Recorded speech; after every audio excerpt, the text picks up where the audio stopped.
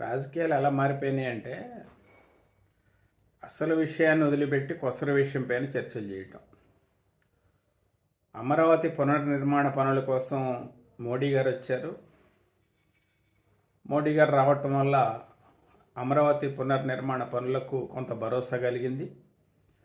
కేంద్ర ప్రభుత్వం యొక్క సహాయ సహకారాలు లభిస్తాయి. ఒక ఫోకస్ వస్తుంది. పెట్టుబడులు రావడానికి అవకాశం ఉంటుంది. ఒక ఒక ఈవెంట్ని రాష్ట్ర ప్రభుత్వం కండక్ట్ చేయటం అనేది ఖచ్చితంగా అది రాష్ట్రానికి లేదా రాజధాని అమరావతికి హెల్ప్ అవుతుంది. లేదు ఇంకేమైనా విమర్శలు చేయాలంటే దేనిపైన విమర్శలు చేయాలా? అమరావతి ప్రజా రాజధాని అవుతుందా? పెట్టుబడిదారుల రాజధాని అవుతుందా?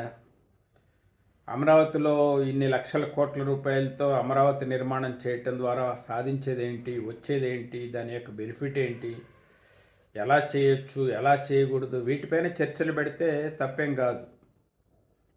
రాష్ట్ర ప్రభుత్వం ఒక కార్యక్రమాన్ని తీసుకుంది. ఎందుకంటే గతంలో మూడు రాజధానుల పేరుతో కాలక్షేపం చేశారు. అసలు రాజధాని లేకుండా చేశారు. ఉమ్మడి రాజధానిగా హైదరాబాదు 10 ఏళ్ల పాటు ఉంటుందంటే ఆ 10 ఏళ్ల కాలం కూడా అయిపోయింది.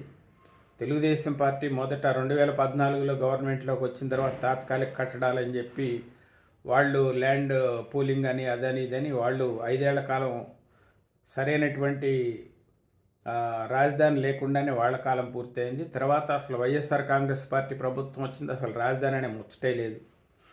వాళ్ళు ఏదో 3 రాజధానులు అన్నారు, కోర్టులకు వెళ్ళారు, రాజధాని రైతులు కోర్టులకు వెళ్ళారు, కోర్టులోనే సరిపోయింది, అక్కడ జరిగింది ఏం లేదు. ఈ పరిణామాల నేపథ్యంలో పవన్ కళ్యాణ్ గారి యొక్క చొరవ, చంద్రబాబు నాయుడు గారి యొక్క చొరవ, లేకపోతే కూటమి ప్రభుత్వం ఏర్పడటం వల్ల వచ్చినటువంటి అడ్వాంటేజా, లేదా కేంద్రంలో ఆంధ్రప్రదేశ్కి సంబంధించిన పార్లమెంట్ సభ్యుల యొక్క మద్దతు అవసరమై కేంద్ర ప్రభుత్వం సానుకూలంగా స్పందిస్తుందా, వాట్ ఎవర్ ఇట్ మేబీ, వరుసగా ఇప్పుడున్నటువంటి పరిస్థితుల్లో ఈ రాష్ట్రం విడిపోయిన తర్వాత ఇప్పుడు కేంద్ర ప్రభుత్వం నుంచి లభిస్తున్నటువంటి సపోర్ట్ గతంలో లభించలేదు, అది వాస్తవం. ఆ పరిణామ క్రమంలోనే మోడీ గారిని పిలిచారు, పునర్నిర్మాణ పనులకు శంకుస్థాపనలు చేపించారు. అనేక పనులకు ఆయన ప్రారంభోత్సవాలు శంకుస్థాపనలు చేశారు. 1000 కోట్ల రూపాయలు రాష్ట్రానికి నిధులు వస్తున్నాయి. దీనిపైన చర్చ పెడితే బాగుంటుంది. కానీ చర్చ దేనిపైన పెడుతున్నారు? పవన్ కళ్యాణ్ గారికి మోడీ గారు చాక్లెట్ ఇచ్చారు. ఎందుకు ఇచ్చారు? అది చాక్లెటా? దాని యొక్క విలువ ఎంత? అది కాఫ్సిల్లా? ఎందుకు ఇచ్చారు? ఏంటి చర్చలు? అసలు అర్థం ఉందా దాంట్లో ఏమైనా? మోడీ గారి అభిమానంతో ఆయన జోబులో నుంచి ఏదో తీసి పవన్ కళ్యాణ్ గారికి ఇచ్చారు. అది రాష్ట్రానికి అవసరమా? లేదా మోడీ గారికి పవన్ కళ్యాణ్ గారికి ఉన్నటువంటి సన్నిహిత సంబంధం కావచ్చు, ఆయన మోడీ గారు పవన్ కళ్యాణ్ గారి పైన చూపిస్తున్నటువంటి ఒక వాత్సల్యం కావచ్చు, దానికేముందండి? అది రాష్ట్రానికి ఉపయోగపడుద్దిగా.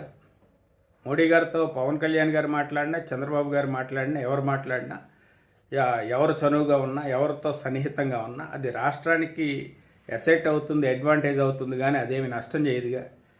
అంటే పవన్ కళ్యాణ్ గారి పైన ద్వేషాన్ని ఎట్లా వెళ్ళగక్కాలో అర్థం కాక ఈ చిన్న విషయాన్ని కూడా తీసుకుని దానిపైన విమర్శలు చేయటం, దానిపైన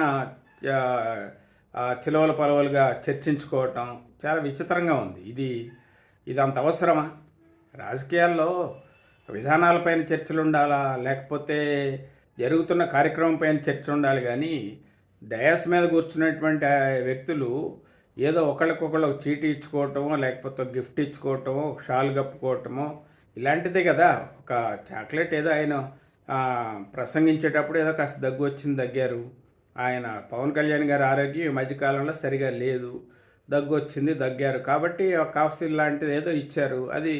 అదేముంది దాంట్లో? దానిపైన ఒక పెద్ద చర్చ పెట్టడం, దానిపైన డిస్కషన్స్ పెట్టడం, టీవీల్లో, మీడియాల్లో దానిపైన మాట్లాడటం, ఇదేమీ విడ్డూరమో అర్థం కానటువంటి విషయం.